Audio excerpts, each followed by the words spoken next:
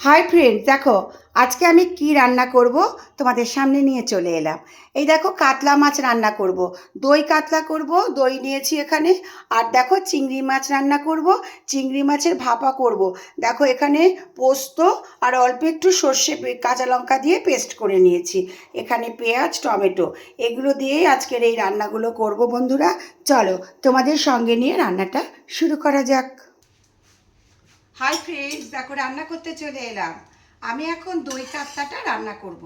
দেখো বন্ধুরা, দই কাতলা রান্না করার জন্য আগে আমি পেঁয়াজ আর টমেটোটাকে ভেজে নিচ্ছি।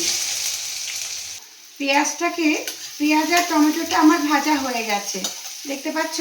এর মধ্যে আমি দেখো মাছটাকে ম্যারিনেট করে রেখেছি, সেই মাছগুলোকে আমি এর মধ্যে দিয়ে দিচ্ছি। এর মধ্যে আমি দিয়েছি দই, টক দই দিয়েছি, নুন, হলুদ আর ধনে জিরির গুঁড়ো আর কাশ্মীরি মির্চ, আর আমি এর মধ্যে দেবো কাঁচা লঙ্কা দিয়ে মাছটাকে আমি ম্যারিনেট করে রেখেছিলাম। এবার আমি এটাকে তেলের সঙ্গে ভাজবো।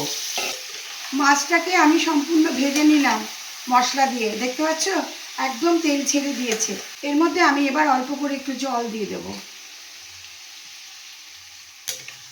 আমি এর মধ্যে গরম মশলার গুঁড়ো দিয়েছিলাম ম্যারিনেট করার সময়, তোমাদের বলতে ভুলে গেছি।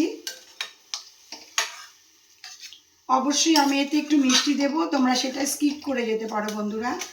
স্বাদ মতো নুন দিয়ে দিলাম, সামান্য একটু মিষ্টি দিয়ে দিলাম। দই কাতলা আমার অলমোস্ট ডান। আমি এর মধ্যে অল্প একটু কসুরি মেথি দিয়ে দিলাম। দেখো এবার আমি এটাকে বাটিতে সার্ভ করে দেব।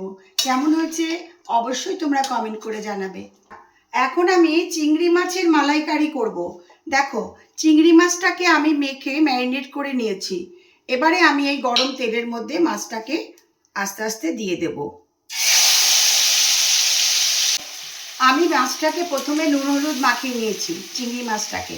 তারপরে আমি এর মধ্যে যে পোস্তর পেস্টটা করেছিলাম সেই পেস্টটা দিয়ে দিয়েছি। তারপর পেঁয়াজ টমেটো কুচি দিয়ে দিয়েছি, কাঁচা লঙ্কাও দিয়ে দিয়েছি, আর পেস্টের মধ্যেও আমি কাঁচা লঙ্কা দিয়েছিলাম। আর দিয়ে নুন হলুদ কাশ্মীরি মির্চ আর গরম মশলা এটা দিয়ে মাছটাকে আমি ভালো করে মাখিয়ে নিয়েছি। এবারে আমি এটা গরম তেলের মধ্যে দিয়ে দিলাম। এবার এটা আস্তে আস্তে সিমে করে রান্না করতে হবে। চিংড়ি মাছের মালাইকারি আমার অলমোস্ট ডান। দেখো আমি কিন্তু এখানে একটুকু জল দিইনি, জাস্ট সিমে করেই গ্যাসটা রেখে দিয়েছিলাম। আমার রান্নাটা দেখো এই পর্যায়ে এসেছে, আর দেখো দেখতে কতটা সুন্দর হয়েছে। আমি এতে অল্প একটু ঘি দিয়ে দিলাম, আর একটু আমি গরম মশলার গুঁড়ো লাস্টে ছড়িয়ে দেব। ব্যাস আমার চিংড়ি মাছের মালাইকারি কমপ্লিট। আমি এবার দেখো এটাকে বাটিতে সার্ভ করে দেব। কেমন হয়েছে তোমরা কিন্তু অবশ্যই জানাবে। এরকম দই কাতলা রান্না করে আমি বাটিতে সার্ভ করে দিয়েছি, আর এখানে চিংড়ি মাছের মালাইকারি রান্না করে আমি বাটিতে সার্ভ করে দিয়েছি। ভিডিওটা যদি তোমাদের ভালো লাগে একটু লাইক কমেন্ট করো।